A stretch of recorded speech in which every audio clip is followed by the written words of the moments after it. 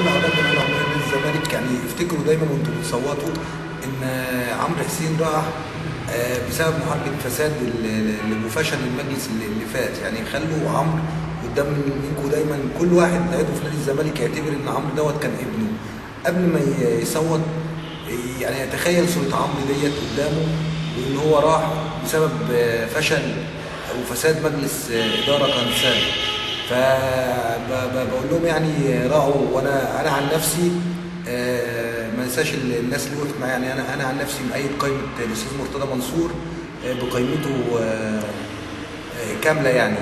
وبرضه معاهم برضه عشان يعني كل انسان ياخد حقه. الاستاذ هاني شكري، برضه الاستاذ محمد رحمي، وكان طبعا كابتن عزمي مجاهد، بس كابتن عزمي مجاهد مش نازل الانتخابات. فبقول للاعضاء يعني ارجوكم احسنوا الاختيار، عشان ما فيش عمر تاني يقع. احسنوا الاختيار. وفي الفتره الحاليه دي فعلا فتره الاستاذ مرتضى منصور.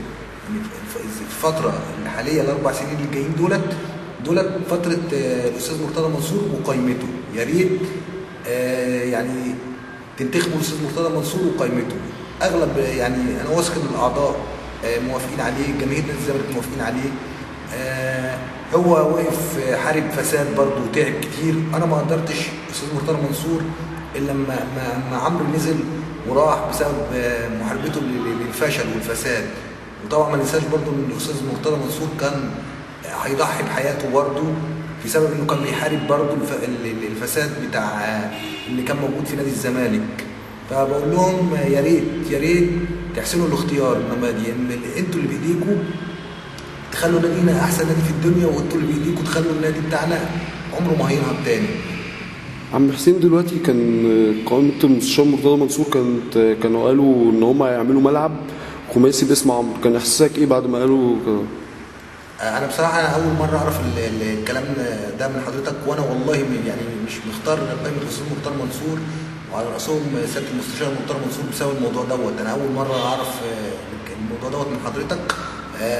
لكن انا عن قناعه شخصيه، هي المرحله اللي جايه ديت مرحله سياده المستشار مرتضى منصور.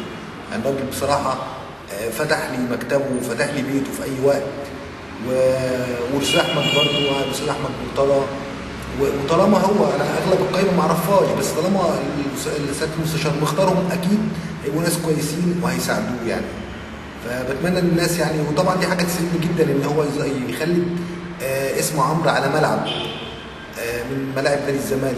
دي حاجه تسعدنا جدا. عم حسين، دلوقتي القضيه ماشيه ازاي؟ مين اللي متابعها كده؟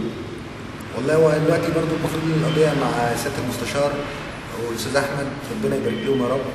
وفي برضه محامي من عندنا اللي هو بقى يعني بيعتبر جد عمرو.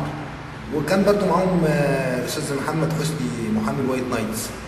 بس هي وصلت لحد فين انا لسه ما اعرفش. يعني انا اللي انا عرفته ان هم بعتوا النيابه، بعتت الاستاذ ممدوح عباس وحققت معاه حوالي 9 ساعات، وبعد كده اخلت سبيله. لكن القضيه وصلت لحد فين انا لسه ما اعرفش يعني مش متابع مع المستشار مرتضى ولا اي حاجه؟ لا يعني بصراحه انا مش عايز احمل على الراجل ماسك القضيه. وطبعا ما خدش فلوس، بالعكس يعني الراجل بيساعدنا. يعني برضو الواحد مكسوف اقول له يعني وصلت لحد فين وكده. وبعدين داخل بقى في ظروف الانتخابات والكلام ده كله.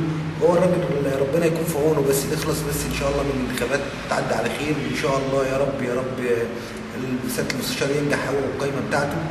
وان شاء الله بقى بكلمه نقعد مع بعض ونشوف يعني الدنيا راحت لحد فين يعني. شكرا يا حسين، شكرا. ربنا يخليك يا استاذ اسامه، يا رب ربنا يبارك فيك.